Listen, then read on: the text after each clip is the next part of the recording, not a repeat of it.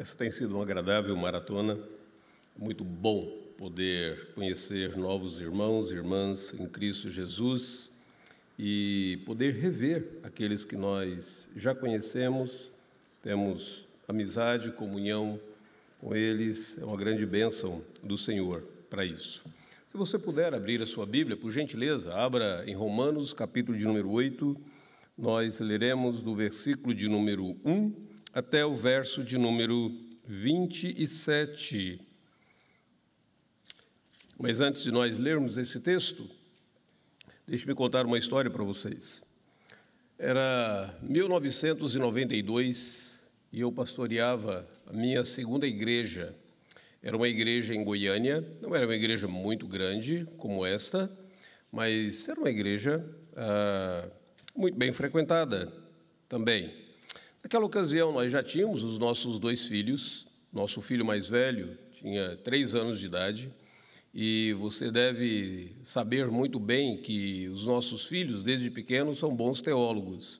Eles fazem algumas perguntas que muitas vezes nos deixam sem respostas. E me lembro que naquela ocasião nós estávamos estudando as Escrituras com eles e tentando ensinar o catecismo para o nosso filho mais velho. O mais novo era muito novo ainda para aprender algumas coisas. E eu me lembro que em uma determinada ocasião, depois de ter falado com ele sobre a Trindade, ele se volta para mim e ele diz assim: Deus Pai, eu sei. Deus Filho, eu também entendo. Mas como é o Espírito Santo? Como que você explica para uma criança de 3 anos e alguma coisa, sobre como é o Espírito Santo? Eu me lembro daquela ocasião, nós morávamos em uma casa de conjunto ali em Goiânia, e do lado de fora, Meire colocava, tinha um varal, Meire colocava as roupas lá no varal. Eu peguei uma cadeira da cozinha e eu chamei para ir lá para fora. Eu assentei naquela cadeira, eu disse para ele: você vê o vento? Ele disse: não. Você sente o vento? E ele disse: sim. Você vê o efeito do vento nas roupas que estão ali no varal, balançando e tal? Ele disse: sim. Eu disse: assim é o Espírito Santo. Na verdade, eu não estava fazendo nada novo com o meu filho, eu estava dando para o meu filho uma definição que a Bíblia nos dá sobre o Espírito Santo de Deus. Você não o vê, mas você sente o poder e a eficácia dele na sua vida e ao redor. Ele é o ruar, o sopro de Deus. Eu gostaria de falar contigo nessa noite, com base nesse texto, sobre a obra do Espírito Santo na vida do crente, o Deus que habita em nós. Então vamos ler o texto da Escritura Sagrada. Romanos, capítulo 8, de 1 a 27, diz assim: agora, pois, já não existe nenhuma condenação para os que estão em Cristo Jesus, porque a lei do Espírito da vida em Cristo livrou você da lei do pecado e da morte. Porque aquilo que a lei não podia fazer por causa da fraqueza da carne, isso fez Deus enviando o seu próprio Filho em semelhança de carne pecaminosa.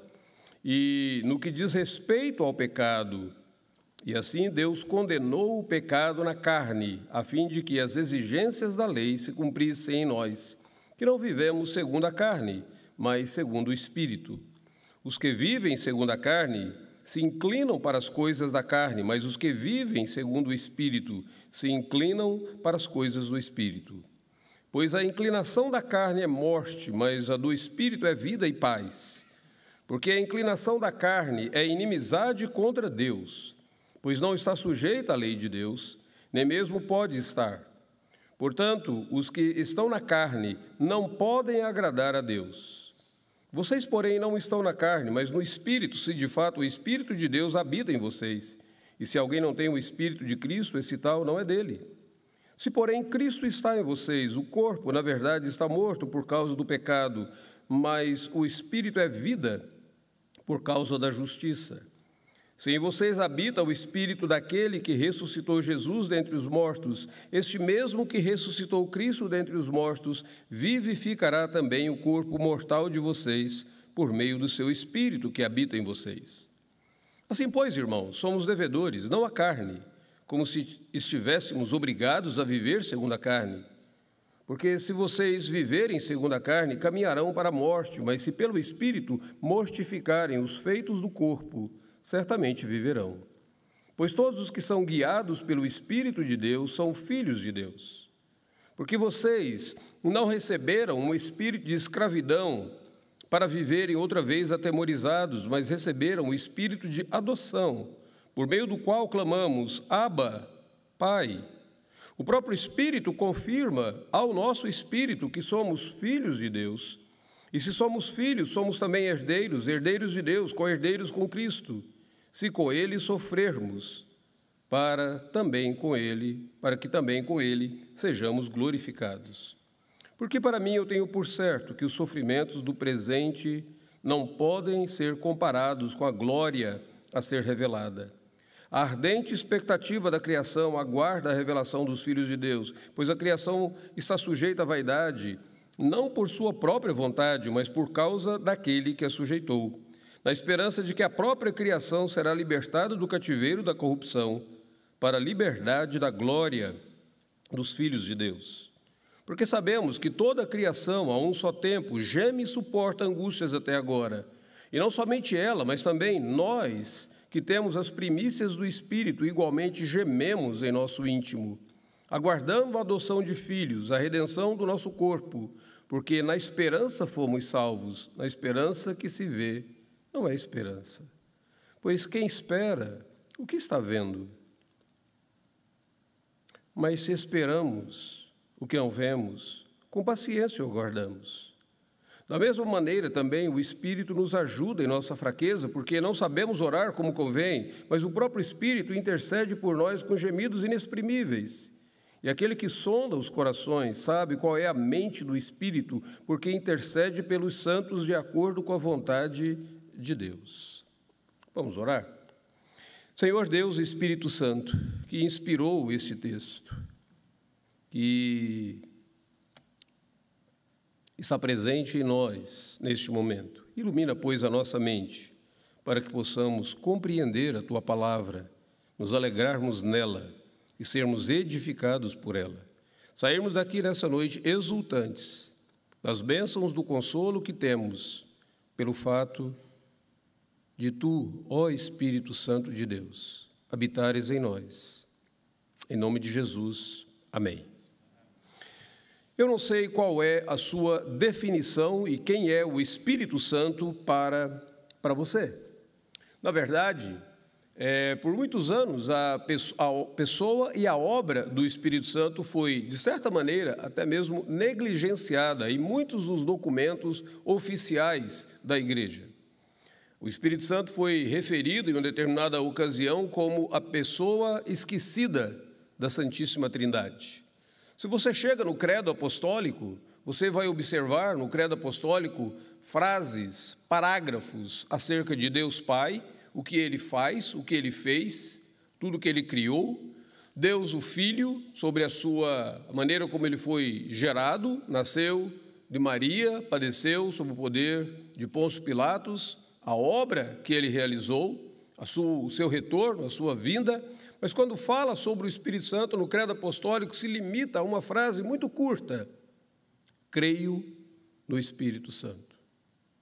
Não fala sobre a sua pessoa, não fala sobre a sua obra, mas rapidamente.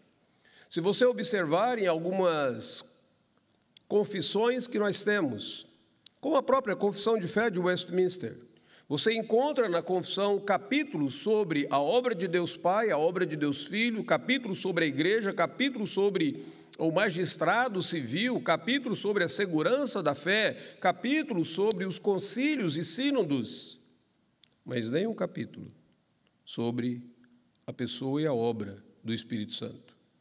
Mais tarde, a igreja americana resolveu, sim, tomar algumas partes daquilo que estava na confissão de fé, especialmente quando dizia da doutrina da salvação, e eles resolveram compilar em um capítulo sobre a pessoa e a obra do Espírito Santo. Mas aquele capítulo ele foi compilado e estruturado mais tarde, não na época da escrita da confissão de fé de Westminster. É bem verdade que em 1901 surgiu um movimento que deu muita ênfase à obra do Espírito Santo. Foi o movimento pentecostal, que começou em Topeka, Kansas, e depois desceu para Los Angeles, o avivamento da Rua Azusa, em 1906. Mas o que o movimento pentecostal e o movimento neopentecostal fez, dando uma ênfase na pessoa e na obra do Espírito Santo, foi, de alguma maneira, cometer algo que foi um grave erro. Eles divorciaram, eles separaram a pessoa e a obra do Espírito Santo das Escrituras Sagradas. Eles interpretaram errado aquela expressão, a letra mata, mas o Espírito vivifica. E eles entenderam que a letra mata dizia respeito a toda a Escritura Sagrada, quando o apóstolo Paulo estava falando sobre a lei mosaica. No texto bíblico, Paulo faz uma referência à lei mosaica e à letra, a dura letra da lei. Mas os nossos irmãos pentecostais e neopentecostais, naquela época, interpretaram como sendo a letra os escritos, a palavra de Deus. E eles começaram, então, a enfatizarem, serem guiados, dirigidos pelo Espírito a parte da Escritura Sagrada. Muitas coisas desastrosas aconteceram.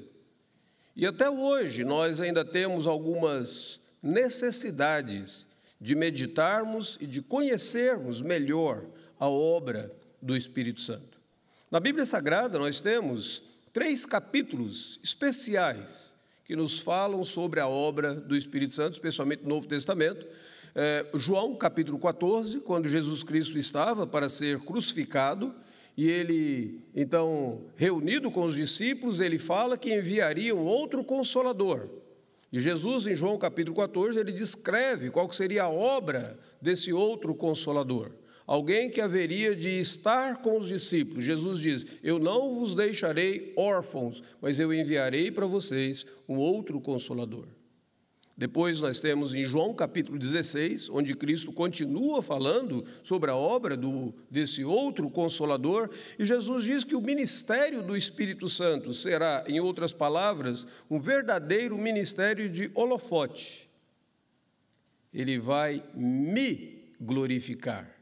Ou seja, Jesus está dizendo que o ministério e a obra do Espírito Santo não é trazer glória para si mesmo, mas o ministério e a obra do Espírito Santo será sempre glorificar Cristo Jesus.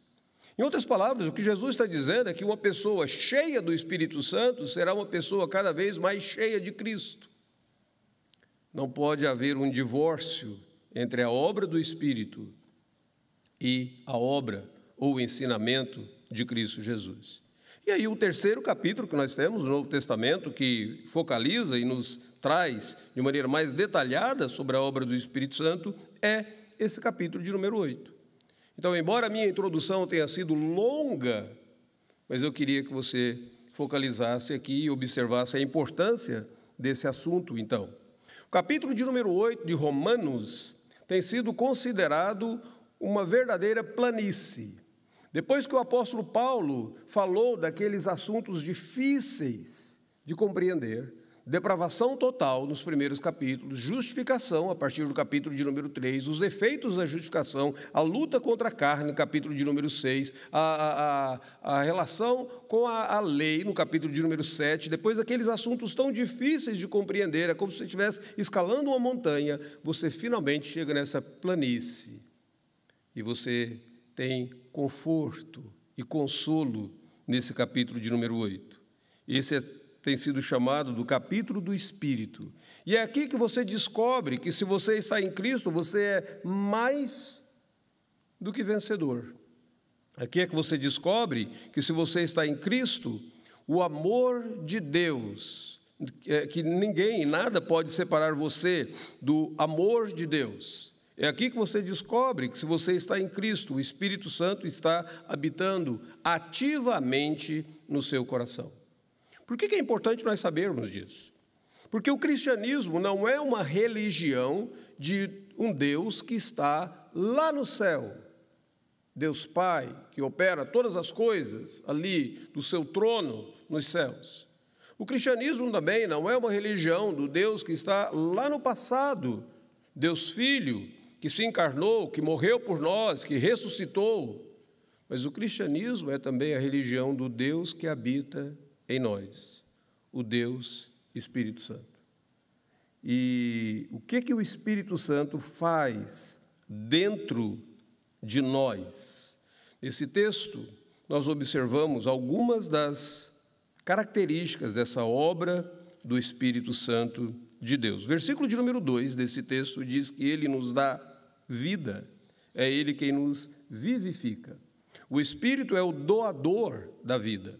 Você já sabia disso desde as primeiras páginas de Gênesis. Desde Gênesis, capítulo 1, quando diz que Deus estava criando os céus e a terra, e o Espírito pairava por sobre a face das águas, a ideia de pairar ali é aquela ideia de uma ave que está a chocar os ovos, para que desses ovos venha vida.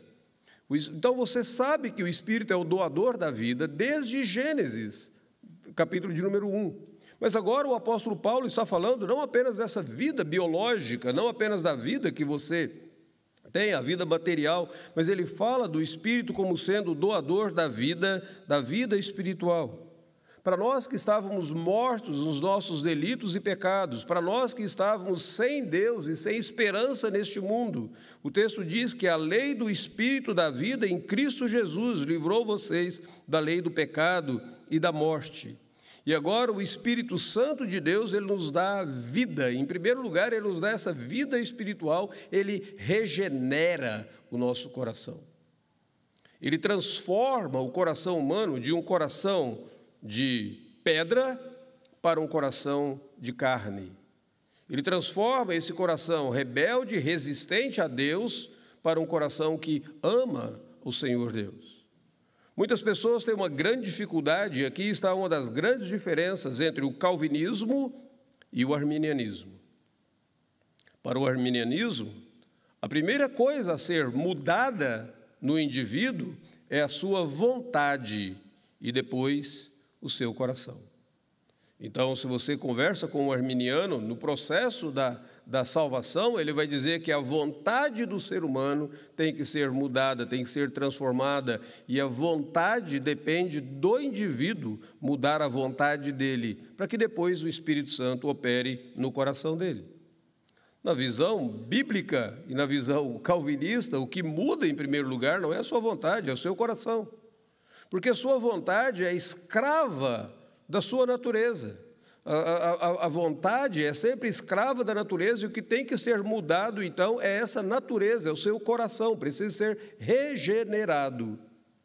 Se nós estivéssemos aqui nesta noite, digamos um abutre, uma ave, um urubu, e nós oferecêssemos para esse urubu um banquete fantástico, com picanha, com pudim de leite condensado, caramelizado, provavelmente esse urubu não sentiria atraído por nada dessas guloseimas. Se você oferecesse uma cartola para ele, né? Estamos aqui no Recife, se oferecesse uma cartola para ele, provavelmente ele não iria ficar interessado na cartola. Mas se você oferecesse para ele um pedaço de carniça, provavelmente ele iria. Porque a vontade é escrava da natureza. E porque a nossa vontade é escrava da nossa natureza, a primeira coisa que tem que ser transformada em nós, tem que ser mudada em nós, é a nossa natureza. E é por isso que a Escritura Sagrada diz que Ele é o doador da vida, Ele regenera o nosso coração. Ele nos dá vida em Cristo Jesus. E nós só podemos ter vida espiritual quando Ele regenera o nosso coração e Ele transforma esse coração endurecido em um coração que ama a Deus, que tem prazer na lei de Deus, que tem alegria nas coisas do Senhor, que tem prazer na comunhão com o povo de Deus. Se você considerar a sua vida antes da sua conversão, você vai observar que algumas das coisas que você faz hoje, como leitura da Escritura, participar do culto, louvar ao Senhor, nada disso trazia alegria para o teu coração. Na verdade, você nem compreendia essas coisas. Mas Deus, o Espírito Santo, vivificou, doador da vida, o Deus que habita em nós. A primeira coisa que ele fez foi implantar vida espiritual no nosso coração. Nenhuma religiosidade produz isso. Nenhum fator externo produz isso, senão somente o Espírito Santo, o doador da vida. Mas esse Espírito Santo, que é o doador da vida, não nos dá apenas a vida espiritual aqui na terra. O versículo de número 11 diz que ele haverá de vivificar o nosso corpo mortal.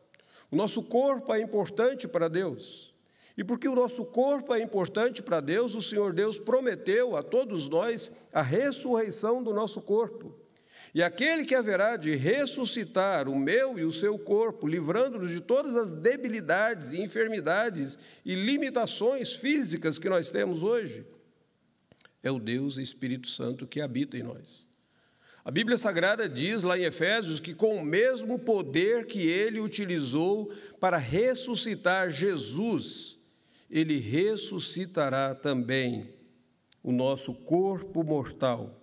O plano de Deus é para que nós o sirvamos, não apenas no nosso espírito, mas também no nosso corpo. E é o Deus Espírito Santo, que é o doador da vida, que haverá de vivificar o nosso corpo e nós serviremos a Deus com o nosso corpo.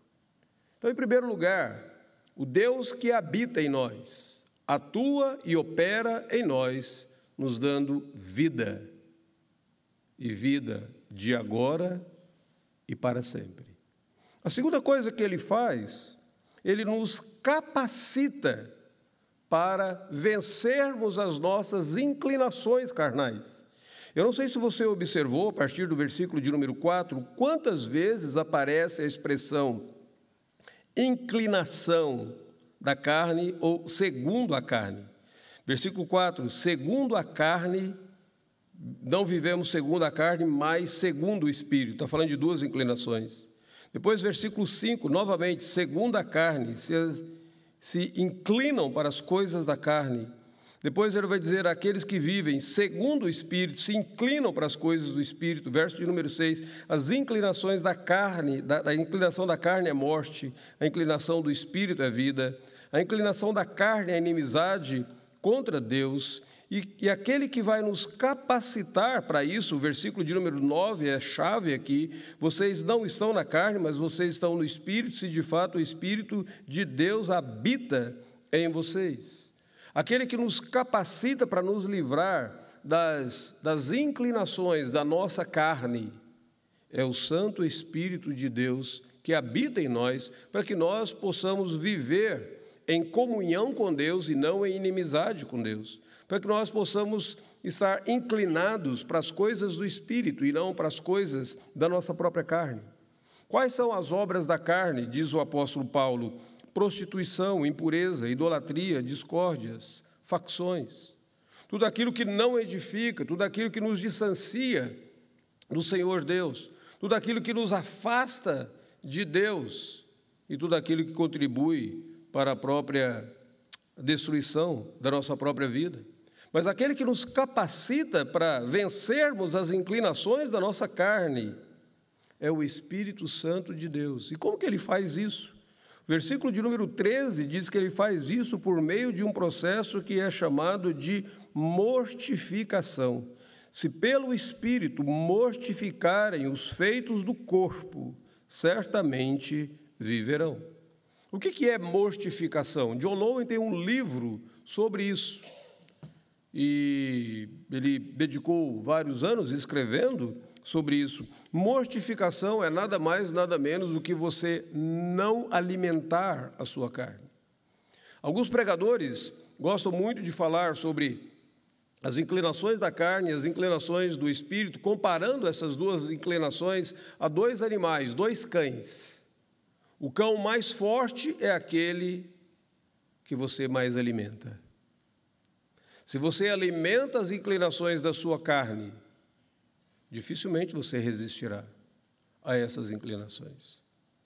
Se no seu dia a dia os seus olhos estão sempre voltados para aquilo que é impureza, prostituição, se a sua mente, o seu coração está sempre cultivando pensando em como que você vai semear discórdias, ou como que você vai alimentar essas discórdias no seu coração, você está alimentando as inclinações da sua carne. Mas o texto diz: se pelo poder do Espírito Santo de Deus, você mortificar os feitos da carne, então você viverá. Deixa eu dar um exemplo sobre isso, de uma mensagem do John Piper, que me chamou muito a atenção na ocasião. John Piper estava pregando para um grupo de jovens e ele estava falando, ajudando aqueles jovens a combater na luta contra a pornografia. E Piper faz a seguinte colocação, ele diz: nós precisamos compreender que na luta contra a pornografia nós temos que combater imagens com imagens. Muitas vezes as pessoas são inclinadas à pornografia porque elas são inclinadas às imagens da pornografia. Imagens de corpos, de partes, de genitálias e tudo mais. E ele diz: considere, naqueles momentos em que você for mais tentado, considere pensar na imagem de Cristo Jesus na cruz do Calvário, se agonizando com aquela coroa de espinhos sobre a cabeça, o sangue derramando e ele fazendo aquilo para te libertar do pecado.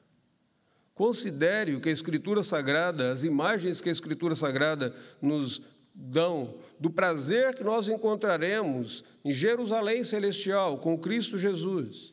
O que Piper estava ensinando aquele jovem a fazer era mortificar os efeitos da carne pelo poder do Espírito Santo de Deus.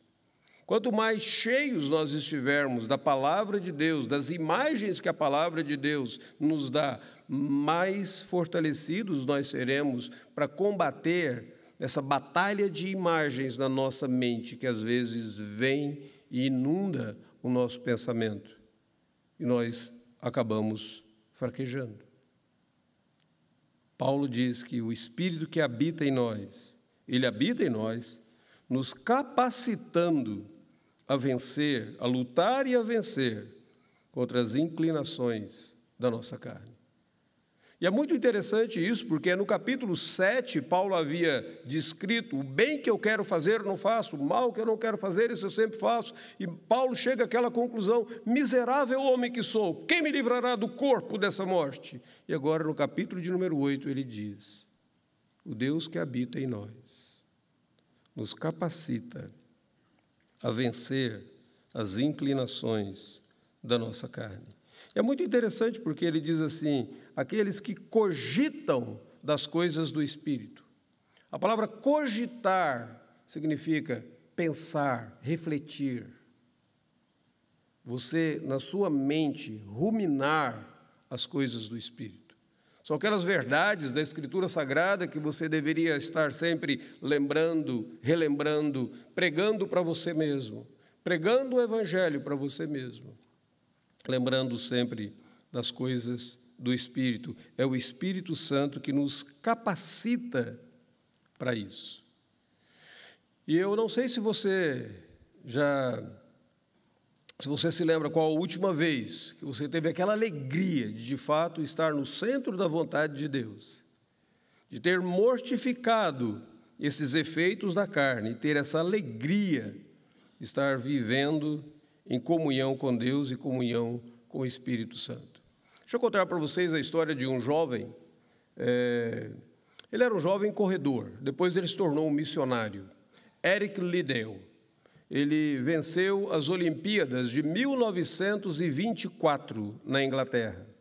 Ele era um jovem escocês e ele corria e ele era um cristão. E a irmã dele ficava insistindo com ele que ele deveria abandonar aquele negócio de correr e ele deveria entregar a vida dele para ser missionário. E ele já havia prometido que ele seria missionário na China, e ele, de fato, depois, ele foi ser missionário na China.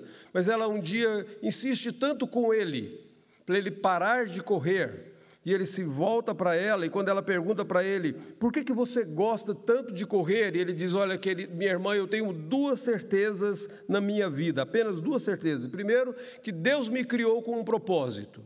E segundo, que Deus me fez veloz. E quando eu corro, eu sinto o sorriso de Deus para comigo.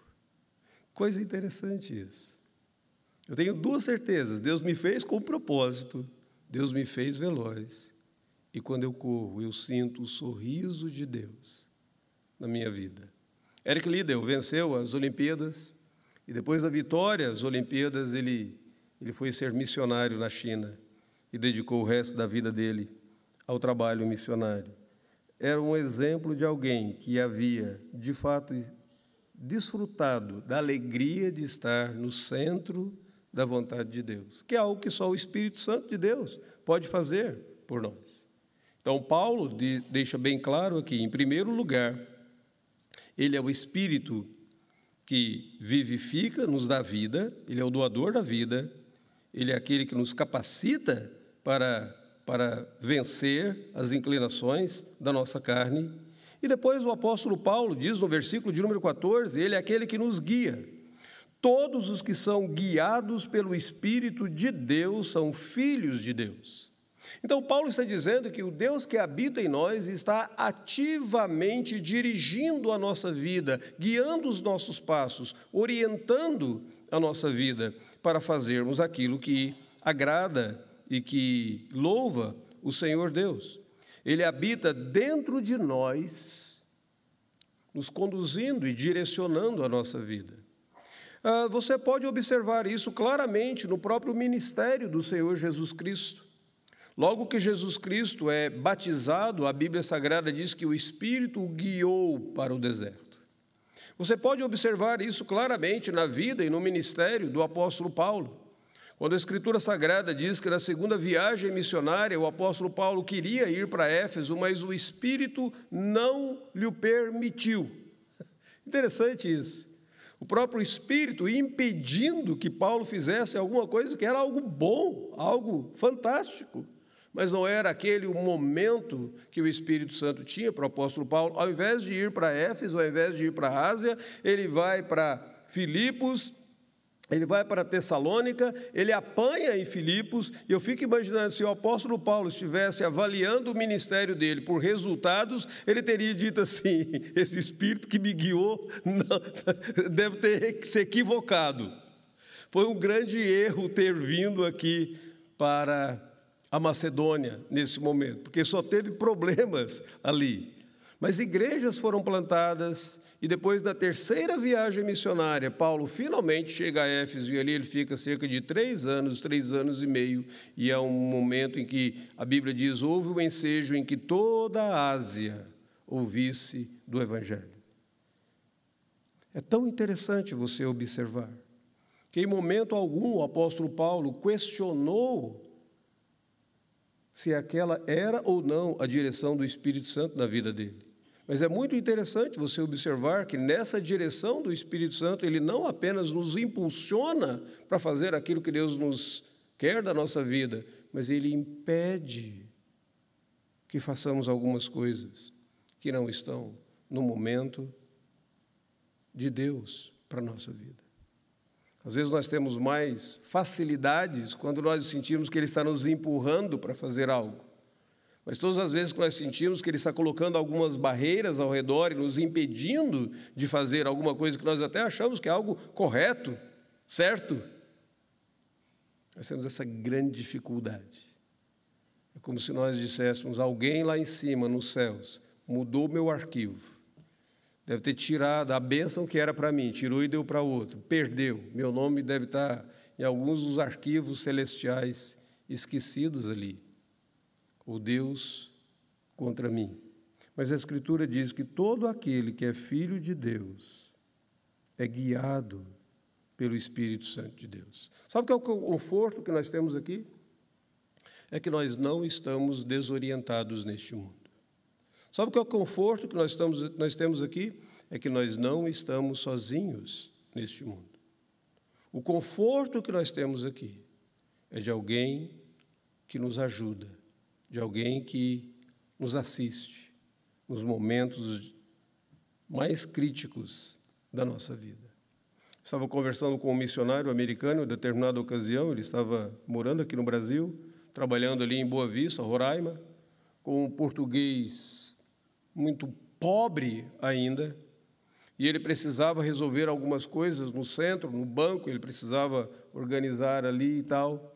E alguém da missão disse que ele poderia ir com um motorista da missão e resolver aquelas coisas. O motorista não falava inglês e ele não falava português. Em determinado momento, a cidade de Boa Vista, Roraima, quem já foi lá sabe que é bem quente e difícil. E ele não poderia, o motorista tinha que fazer algumas outras coisas, comprar algo para a missão, nos armazéns e tudo ali, e ele não poderia deixar o missionário dentro do carro, porque é muito quente. E ele, então, tirou o missionário, disse para ele para sair do carro, o gol, gol, gol, gol, ele sabia falar, e o missionário sai do carro, e o missionário fica parado ali na calçada, um sol calcicante, e o motorista tentando dizer para ele que ele deveria ir para uma sombra, tentando orientá-lo a ir para uma sombra, ele não entende, até que o motorista, ele diz que o motorista chegou, gentilmente pegou, arrastou o corpo dele, colocou debaixo da árvore e fez sinais para ele ficar ali. E ele estava compartilhando comigo, ele diz, naquele momento, eu tive realmente essa noção de que há momentos da nossa vida que nós precisamos ser guiados, empurrados e arrancados. É assim que o Espírito Santo de Deus faz conosco. Ele nos guia, ele não nos deixa sem a orientação. Mas o versículo de número 15 ainda diz mais. 15 e 16 diz que o Espírito Santo nos dá segurança. Se ele nos dá direção, ele é o doador da vida, ele nos capacita para vencer as inclinações da nossa carne, ele nos conduz, nos dá a direção. O versículo de número 15 e 16 diz que ele nos dá a segurança da adoção, de que nós somos filhos de Deus. Não recebemos o espírito da escravidão para vivermos atemorizados, mas recebemos o espírito de adoção por meio do qual clamamos Abba, Pai. E o próprio Espírito confirma ou testifica com o nosso espírito que somos filhos de Deus. No processo de adoção, existem dois aspectos que nós precisamos considerar. Existe um aspecto objetivo, que lá no tribunal ou lá no cartório, alguém vai assinar e vai dizer, pronto, esta criança ou esta pessoa é filho agora desse novo casal. Esse é o aspecto objetivo. Mas tem um outro processo que acontece, que precisa ocorrer, que é aquele processo subjetivo. Essa criança, em determinado momento, entender que ela é filho ou filha daquele casal. Deixa eu tentar ilustrar isso para vocês, contando uma história não muito agradável da minha vida. Eu tenho uma irmã adotiva. Hoje em dia, ela mora distante, nós nos falamos pouco, nos vemos mais pouco ainda, do trabalho dela, meu trabalho do lado, mas é minha irmã adotiva. Tenho um grande carinho por ela. Ela ajudou os meus pais a me criarem e eu devo ter dado um trabalho miserável para ela. Então, sou muito grato a Deus pela vida da minha irmã adotiva. Mas, quando nós éramos menores, pequenos, e se você pensa que não existe maldade no coração de criança, existe. A depravação total, o pecado está ali. A estultícia está ligada ao coração da criança. Eu e a minha irmã, a minha outra irmã, que já faleceu, 3 anos mais velha do que eu, e essa minha irmã adotiva, estávamos voltando da escola. E no ato de maldade gratuita, eu e a minha irmã viramos para nossa irmã adotiva e falamos que ela não era nossa irmã. E aquilo a deixou extremamente abalada e entristecida. Quando nós chegamos em casa, a minha mãe notou que ela estava triste. E a minha mãe perguntou o que havia acontecido. E ela contou o que eu e a minha outra irmã havíamos feito naquele dia. A minha mãe passou a mão no que ela encontrou à frente, a primeira coisa que ela encontrou à frente. Algumas pessoas aqui antigas devem se lembrar que antigamente o ferro de passar roupas tinha um fio que ele desconectava do ferro e desconectava da tomada. E foi aquilo que ela encontrou. Se eu bem me lembro, foi a única vez que a minha mãe nos bateu. Quem disciplinava em casa era meu pai, mas a minha mãe bateu com gosto. E enquanto minha mãe batia, ela nos disse a seguinte frase: vocês nasceram do meu ventre, mas ela nasceu do meu coração. E até hoje eu me lembro que na tarde daquele dia, lavando as vasilhas e tudo, a minha irmã estava feliz. Não porque os irmãos dela tinham apanhado, mas porque subjetivamente, no coração dela, ela teve a segurança que agora ela é filha. Ela é filha e essa pessoa que a adotou a ama. Deus sabe que eu e você precisamos ter não apenas a segurança objetiva de que Deus Pai nos adotou, mas nós também precisamos ter essa segurança subjetiva. Nós pertencemos a Ele. E quem faz isso, quem opera isso em nós, o apóstolo Paulo diz, é o Espírito Santo que testifica com o nosso espírito que nós somos filhos de Deus. Deixa eu dar talvez uma outra ilustração para você, para explicar isso. O Espírito Santo na minha vida e na sua vida, ele funciona como o nosso DNA espiritual. Nosso DNA espiritual. Quando alguém percebe, você tem o Espírito, você evidencia que você tem o Espírito. Isso dá uma segurança para você. Deus que habita em nós. Mas a última coisa que o texto diz que o Espírito Santo faz, o texto diz que ele intercede por nós. Versículos de número 26 e 27, diz que o Espírito nos ajuda em nossa fraqueza, porque não sabemos orar como convém, mas o próprio Espírito intercede por nós com gemidos inexprimíveis, e aquele que sonda os corações sabe qual é a mente do Espírito, porque ele intercede pelos santos de acordo com a vontade de Deus.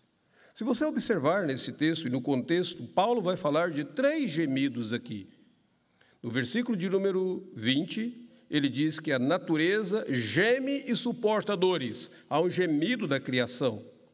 Depois ele vai dizer no versículo 23, e não somente ela, mas nós também que temos as primícias do Espírito gememos o nosso íntimo. Os crentes gemem porque eles aguardam o retorno de Cristo Jesus. Mas o versículo de número 26 diz que o Espírito intercede por nós com gemidos inexprimíveis. Como é essa intercessão do Espírito Santo? Em primeiro lugar, o texto diz que esta intercessão do Espírito Santo de Deus é uma expressão da sua ajuda por todos nós. O que significa isso? A palavra ajuda aqui aparece naquele texto da Escritura Sagrada, quando Jesus foi visitar Marta e Maria. Marta estava trabalhando, operosa, para servir a Jesus, e em determinado momento ela não consegue lidar com toda a pressão das coisas que ela tinha que fazer, então ela volta-se para Jesus e ela diz assim: Senhor, não te importas que sirva sozinha, enquanto Maria está aí aos teus pés? E Marta diz para que Jesus Cristo pudesse dizer para Maria que fosse ajudá-la. A palavra ajuda aqui é a mesma palavra que aparece lá.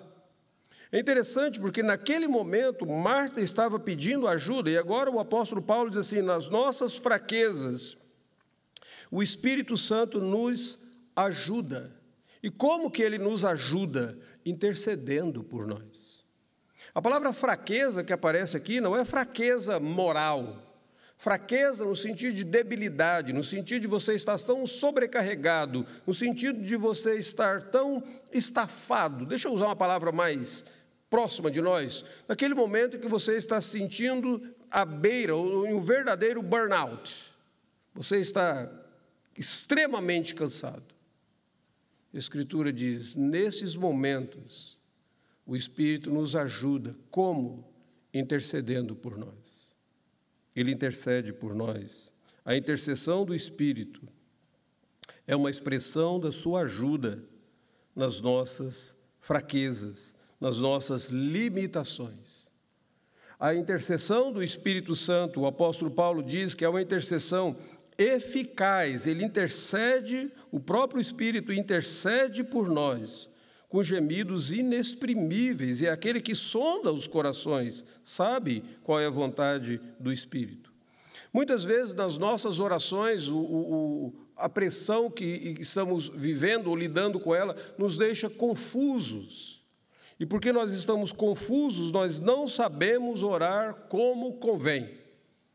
E nesses momentos, o Espírito intercede por nós. No ano passado, um dos meus pastores auxiliares, um grande amigo meu, de anos e anos e anos de amizade.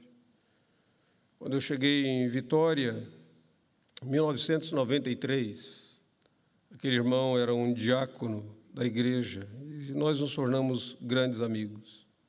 Mais tarde ele se tornou presbítero, mais tarde ele abandonou toda a sua vida secular e ele foi para o ministério e ele se tornou pastor e ele foi meu pastor auxiliar durante alguns anos. Me ajudou profundamente, mas em uma batalha contra um câncer, o seu corpo foi definhando, e 7 anos de luta contra o câncer, eu assisti aquele irmão morrer bem perto de mim. E ele dizia, em uma determinada ocasião, ele diz, eu me sinto tão confuso, eu não sei se eu peço a Deus para me curar ou para me levar. Eu não sei o que eu peço para Deus. Às vezes nós também estamos assim, tão confusos, nós não sabemos o que pedirmos para Deus. E o apóstolo Paulo diz que nesses momentos nós não sabemos orar como convém. O que mais glorifica a Deus? Que eu morra ou que eu seja curado? Eu me lembro que eu estava conversando com ele, eu disse, Fábio, se Deus te curar, nós veremos a glória de Deus na sua vida. Mas se Deus não te curar, você verá a glória de Deus lá no céu. Então, é aqueles instantes em que você precisa, está tão enfraquecido, que você está tão confuso, que você nem sabe orar como convém. A Escritura Sagrada diz que nesses momentos o Espírito intercede por nós e a intercessão do Espírito é eficaz. Mas tem um terceiro aspecto da intercessão do Espírito que é importante você observar. Ele intercede por nós com gemidos inexprimíveis. E aquele que sonda os corações sabe qual é a mente do Espírito. Às vezes nós pensamos e olhamos para esse texto e nós achamos assim, nós estamos gemendo e o Espírito transforma os nossos gemidos em oração. Não é nada disso que o texto está dizendo. Leia de novo. O Espírito intercede por nós. Ele faz isso com gemidos inexprimíveis. E o que o Espírito faz com esses gemidos inexprimíveis? Versículo de número 27, ele grava esses gemidos no nosso coração, para que Deus, que sonda os nossos corações, ele sabe qual que é a mente do Espírito, ele sabe o que o Espírito gravou nos nossos corações, e ele responde à intercessão do Espírito. Que coisa fantástica que nós temos aqui. A Bíblia Sagrada diz agora que nós temos 2 intercessores, Jesus que intercede por nós diante de Deus nos céus, Hebreus capítulo 7, versículo 25, e o Espírito que intercede por nós, dentro de nós, gravando no nosso coração os seus gemidos, que expressam a sua vontade. E Deus, que sonda os nossos corações, lê e vê esses gemidos do Espírito Santo gravados em nossos corações. E Ele responde. Por isso, a intercessão do Espírito é eficaz, porque ele faz isso de acordo com a vontade de Deus. Bom, o nosso horário já está avançado, mas deixa eu apenas concluir a nossa meditação neste momento, dizendo o seguinte: para nós que aqui estamos e que estamos em Cristo Jesus, o capítulo 8 de Romanos, ele nos deixa uma grande verdade. Eu gostaria que você saísse daqui com essa verdade: você é abençoado. Você é abençoado porque o Deus que habita em você dá vida ao seu coração, te capacita para vencer o pecado e as inclinações pecaminosas da sua vida. Você não foi deixado sem recursos. O Deus que habita em você, Ele te guia, te orienta, te direciona. Ele testifica com o seu espírito que você é filho, filha de Deus.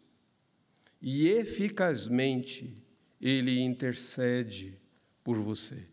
Nos seus momentos de fraqueza, você não está sozinho. Nos seus momentos de angústia, você não foi abandonado, porque o Espírito intercede por ti. O Deus que habita em você está ativamente trabalhando para o seu bem, para a sua santificação, para a sua verdadeira e total redenção. Tem um filme muito interessante na TV, O Senhor dos Anéis, o último filme, acho que o terceiro, O Retorno do Rei.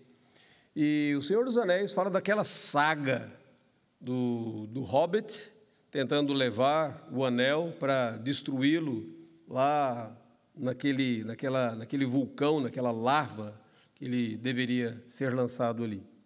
E durante todo o filme ele está tentando fazer isso, dificuldades e tal, e lá no finalzinho ele já está tão cansado, ele está tão estressado, ele já não consegue, mas ele tem um grande amigo, um amigo fiel, Samuel Dwyer, e está bem ali próximo a ele. E o Samuel já havia dito para ele: deixa eu carregar esse anel para você. Ele diz: não pode. O único que poderia, de fato, carregar aquele anel e não ser tocado ou contaminado ou corrompido pelo anel, seria ele. E então, naquele momento, Samuel volta-se para ele e diz assim: eu não consigo carregar esse anel pelo Senhor, mas eu consigo carregar o Senhor. E num esforço ele leva o Hobbit lá para aquele momento onde ele pode finalmente lançar aquele anel ali. Nos nossos momentos de extrema angústia, de desorientação, de confusão, que até não sabemos orar como convém, o Deus que habita em nós nos conduz e nos carrega, intercedendo por nós, assegurando que nós somos filhos e filhas de Deus. Nós somos mais abençoados do que nós imaginamos. Amanhã, quando você for para o seu trabalho, para a sua lida, para as suas lutas diárias, para as suas dificuldades, quando você for para as suas orações, eu quero que você se lembre disso, que você já é abençoado por Deus, porque Ele colocou dentro de você o Deus que habita em você, o Santo Espírito dele, aquele que está ativamente trabalhando em nós para completar a boa obra que um dia Ele começou em nós.